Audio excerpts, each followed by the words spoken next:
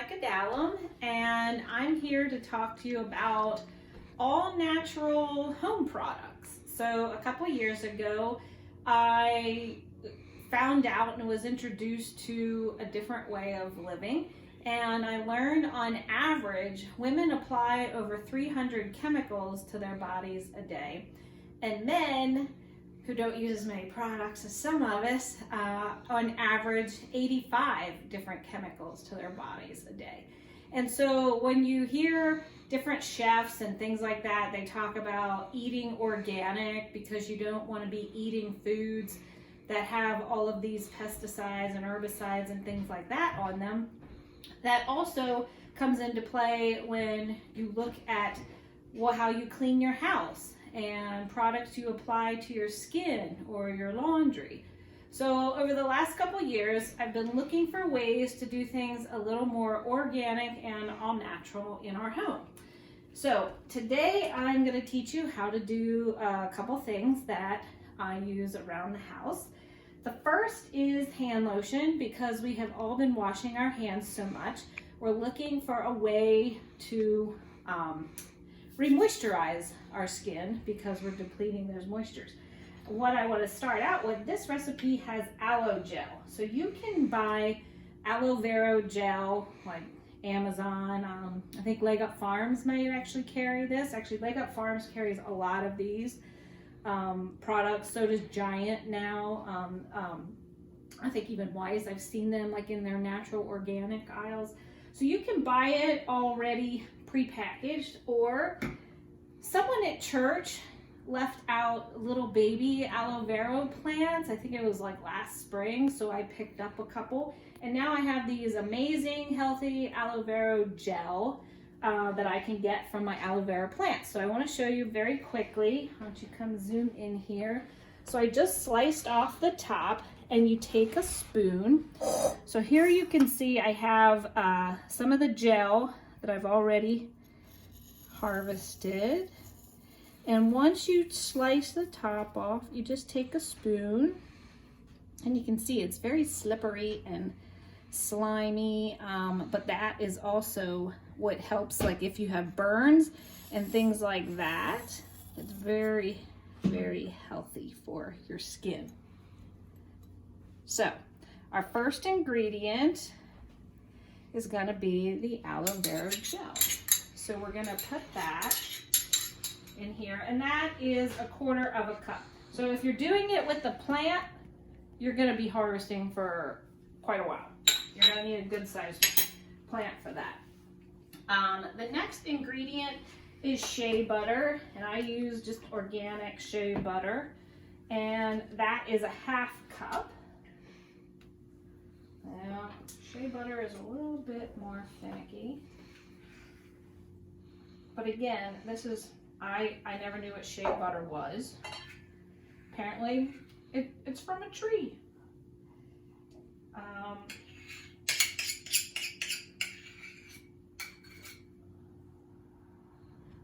not going to be too particular here. Shea butter feels amazing. When it's in products, it gives you a very tight, almost water-resistant seal. But I will say I'm not a huge fan of the smell of shea butter. I think it's kind of strong, but not too bad. So we have that, and then we also have grapeseed oil. Again, another product you can get right from your grocery store. And we are going to put in 2 tablespoons of grapeseed oil. Grapeseed is a really good carrier oil if you are using essential oils. Essential oils aren't necessary for this hand lotion. You can just mix that up like that and be done. I like the added benefits of essential oils. Again, great plant-based, and they have various healthful benefits. So ironically, both frankincense and myrrh, which those of you I'm sure are very familiar with, and the Christmas Story. This one's near the bottom. Frankincense, at first I didn't like the smell of very much, but now I love the smell of frankincense. It's very good for skin rejuvenation, which is why I use it in my moisturizer every day. Keeps me looking so young, right, Hope? No, okay. Hope says no. Myrrh is another one that is great for skin. From what I've read, myrrh is believed to be one of the oils they anointed Jesus's body with after he was crucified and laid in the tomb.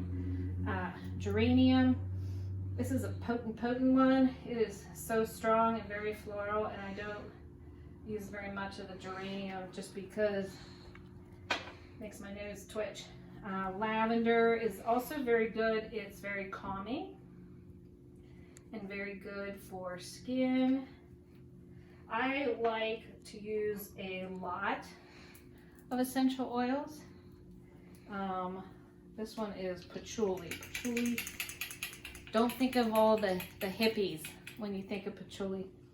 This has a totally different smell than what you typically think of when it's all natural. Lang Lang is another one of my go-to. I love this for very relaxing. It's great for sleeping. And last is lemon. Lemon is one of Hayden's favorites, right? Yep. Any of the citrus ones, and we put a lot of lemon in there. The last time I made this, Hayden was like it needed more lemon. So here we are. We have all our ingredients in there. We have aloe vera gel. We have our grapeseed oil.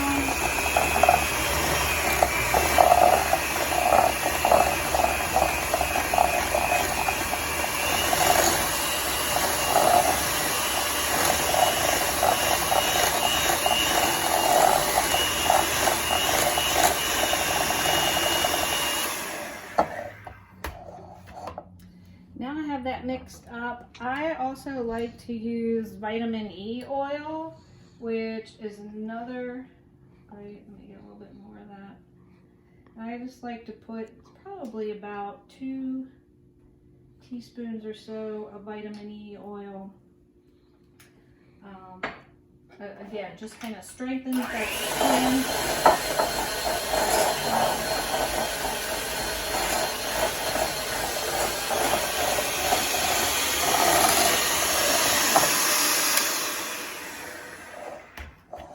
Now I think it kind of looks like mashed potatoes. What do you think, Hayden?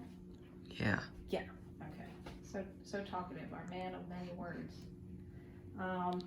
So you can see it doesn't take much. A little bit goes a long way with this particular recipe. You can see it didn't take very long at all to make it. With this much, I will probably fill about 3 to 4 of these little jars. Don't ask me how big they are, I'm not quite sure. The other thing I wanted to show you is foaming hand soap. Now I buy these off of Amazon. It's just like a plastic, heavy duty, high grade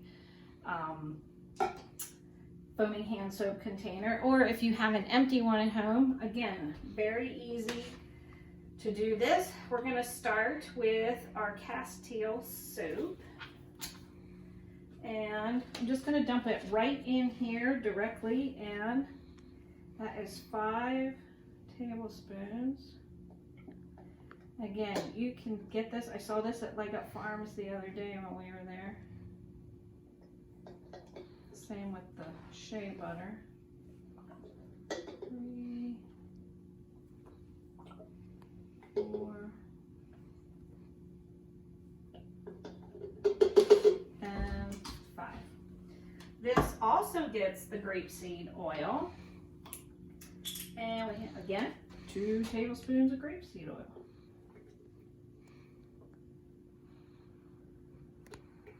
I'm making a little bit of a mess there, aren't I? Now, in addition to that, I like thieves oil. Supposedly, the story goes, this combination of essential oils is what they used during the bubonic plague. Depends if you believe everything here. And lemon, give it some more of that fresh, clean scent. I think I'm gonna add a little bit of orange to this also.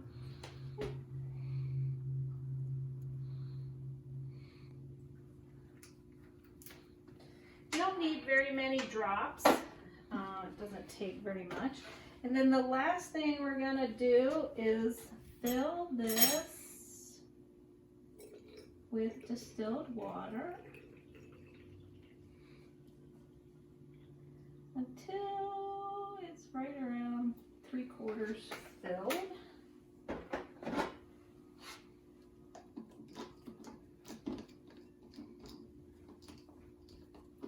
Oh, there we go.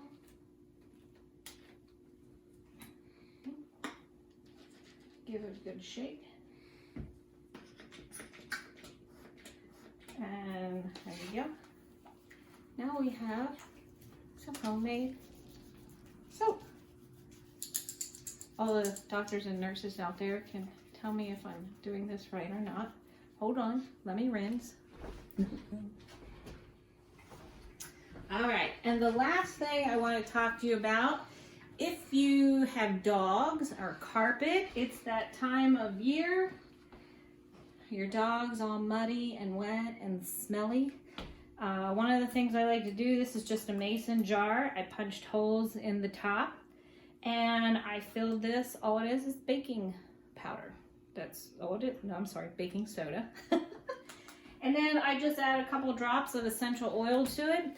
Sprinkle it on your dogs. It works well as a good dry shampoo for your dogs. Sprinkle it in your carpet. And it's a great carpet deodorizer. And again, something you can find at your local grocery store, and cheap, inexpensive, and chemical free, and all natural.